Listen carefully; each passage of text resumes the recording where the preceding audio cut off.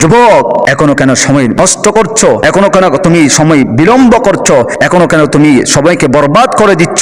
তুমি কি জানো না একদিন তোমার মৃত্যু আসবে, তোমাকে কবরে যেতে হবে? এই কবরের মধ্যে সংক্ষিপ্ত একটা খবর, ছোট্ট একটা খবর, যেই খবরটা হবে অত্যন্ত সংক্ষিপ্ত।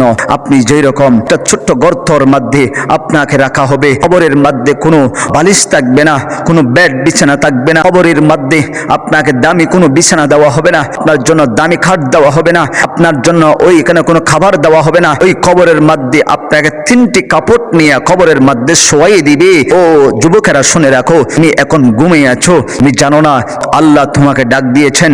যখন সকালবেলা মুয়াজ্জিন আজান দে, হাইয়া আলাস সালাহ, হাইয়া আলাল ফালাহ, হাইয়া আলাস সালাহ, সালাতের দিকে আসো, হাইয়া আলাল ফালাহ, কল্যাণের দিকে আসো। মুয়াজ্জিনে তোমার আল্লাহর ঘর মসজিদের মেহরাব থেকে কোন সকালবেলা তোমাকে ডাক দিয়েছেন।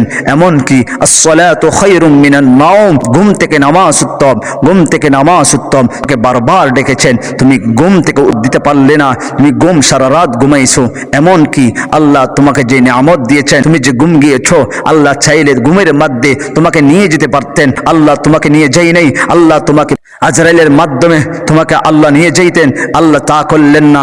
আল্লাহ তোমাকে হায়াত দিয়ে তোমাকে বাঁচিয়ে রাখলেন, কিন্তু তুমি অত নাশুকুর বান্দা কেমনে হইলা?